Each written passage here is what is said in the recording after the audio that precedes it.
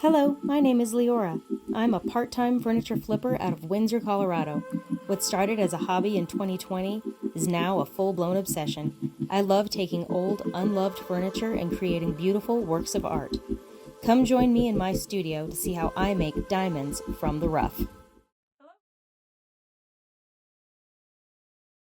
Hello everybody, welcome back. Diamonds from the Rough, part 3 of the Victorian settee restoration / reupholstery project. If you have not yet watched part 1 and 2, you can go back and take a look and see where we got started. If you have never been here before, my name is Leora and I am going through the process step by step and with great detail how I took apart this 150-ish year old Victorian Eastlake settee and how I'm going to put it back together. Like, comment, subscribe, that would be awesome. And without further ado, let's just jump into it. We have expanded the cast of characters from part 2. This was our original piece of foam. I'm going to replace it with this big white slab that is high density foam. 1-inch version of that and a lower density. My California Air Tools ultra quiet, it's not quiet at all, air compressor. Staples. Last but not least, Porter cable staple gun. This thing is going to save me so much time, but it requires an air compressor. If you want a smaller pancake compressor, you can get those for probably like $100 and $150 versus like $450, $500. Oh yeah, that's nice. I haven't actually sat on this yet. Take the old one, put it on top, color around it with a Sharpie. And now this can go in the trash. Hello. Now that I have it outlined, how am I going to cut this? Normally, I use my Fiskars sewing shears. These are the good scissors that you don't let the kids touch, and they only are for fabric, but I also use it for foam. This is 5 inches thick. That does not open to 5 inches, so that's not going to work. So I have another idea. I want to use my Japanese saw, which is flexible, and it has fine tooth and thicker tooth on either side. A little easier than a hacksaw, methinks. I feel like this would be really hard to wield. Let's find out if it works. I think I want to use the finer side, maybe. Not really sure what's the best approach here, so only one way to find out. But you see how one side is a little bit tighter of a tooth than the other.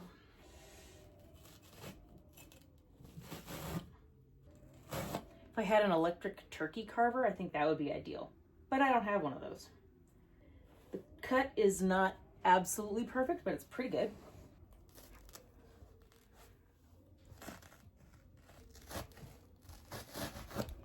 You're watching an experiment in action, so you just never know.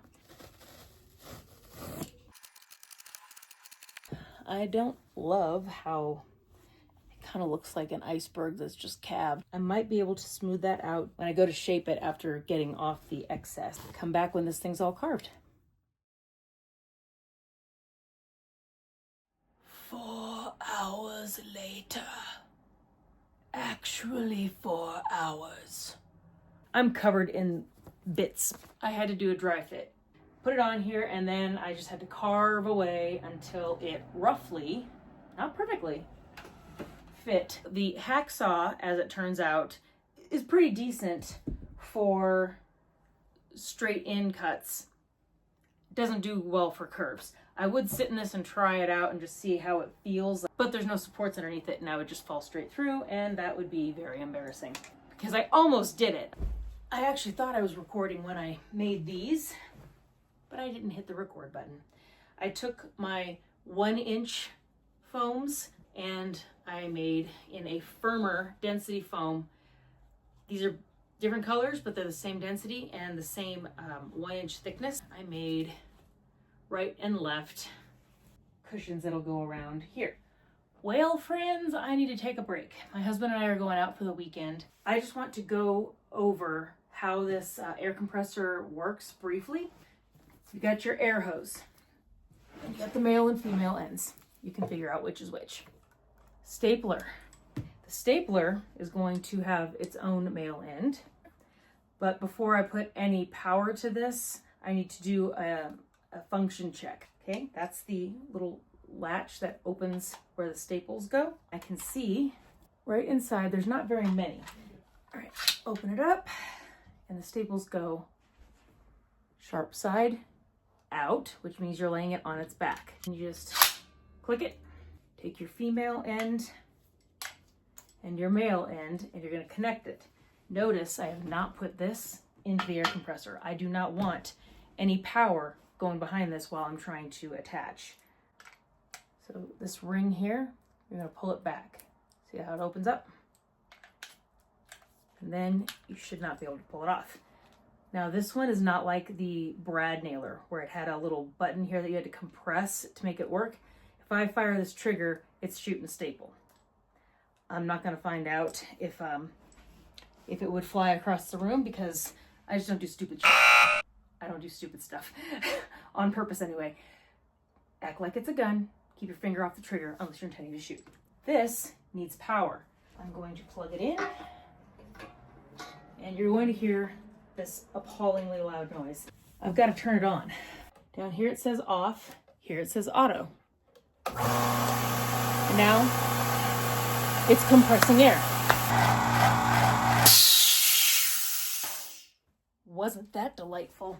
These gauges got right up to the red, and that's when it automatically shuts off.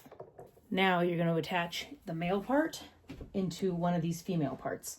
And I can change my pressure that I want it to charge up to by adjusting this dial, but I want it to have good pressure, otherwise the staple doesn't go into the wood. You don't just push it in, that's not going to work. You have to hold this little ring out at the same time. It's always difficult for me. I usually ask my husband to do it for me. Babe! There it goes. So to really... Yeah, I don't have the strength for that. Ta-da! Thank God for husbands sometimes. I actually went back to the drawing board, literally, and I did a freeze frame on the underside.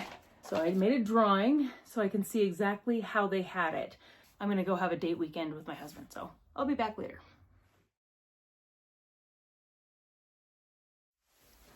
Welcome back. I am armed now with my staple gun, fresh pack of staples.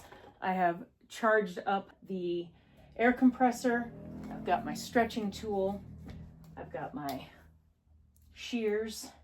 I've got my jute webbing and a Pepsi because that's necessary. All right, so now I have used up both of my rolls of jute webbing. So this worked out perfectly. This year I am doing a pan project, which is the concept of using everything you have all the way down to the pan. It's supposed to apply to makeup. So getting all the way down to the metal pan at the bottom.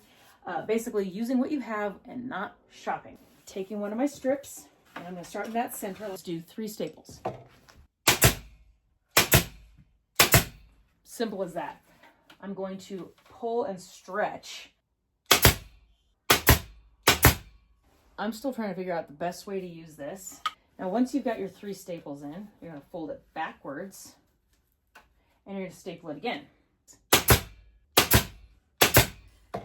On that one, on the fold back, I like to do 4 staples, and then you cut back the excess. I'm going to do the same on the back. I might be using this entirely the wrong way.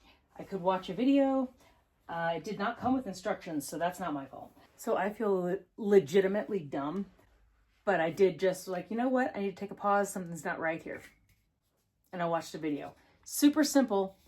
I had it upside down. The real way you use this, which I'm not going to be able to do because they used it basically off the roll, and I got ahead of myself and I cut them, and I shouldn't have. Should have just trusted it. Trust the process. Tack it down, like I said, at the one end. Fold it back and make sure it's fully secured. Use it this way, not this way. You would spike it through here and then use this padded handle, and that's what you roll it against. You live and you learn. Another day, another change. I can't let this stand. The spacing would make me insane.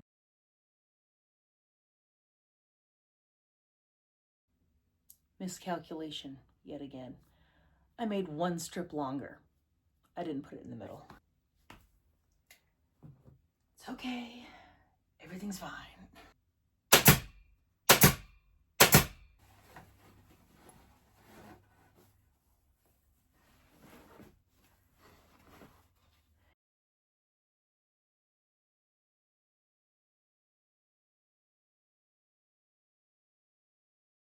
Now here comes the real test. I gotta try and sit on this. Enter cushion. Weak, my hands are so tired. Oh my god, that scares the crap out of me every time.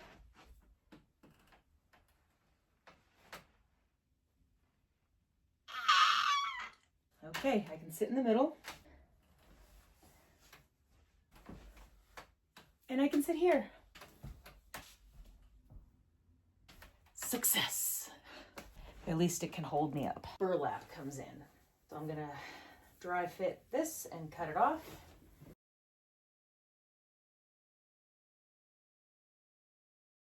Next step is actually something I usually save for the end of a project, but this is gonna be pretty heavy by the time I get the cushion on there. And that's the insertion of the dust cover that goes underneath. We are in uncharted territory, and I don't know what I'm doing. So give me grace. So the exterior back panel is supposed to be this peacock fabric.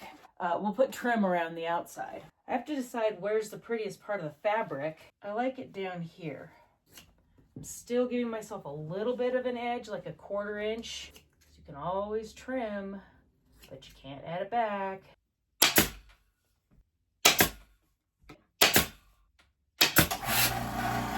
Every time! That's gonna happen every time you start to lose pressure in your tank.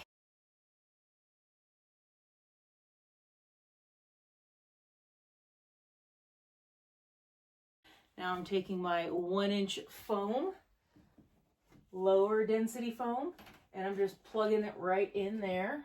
I don't think I'm gonna do the tufting.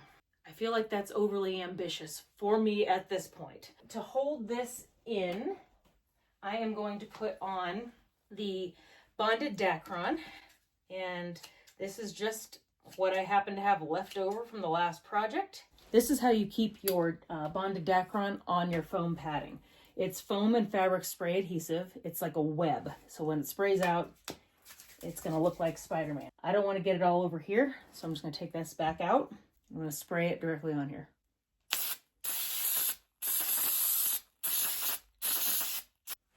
I'm gonna leave that in there and let it dry for a few minutes because you want it to kind of tack up. It's probably easier to see on this one.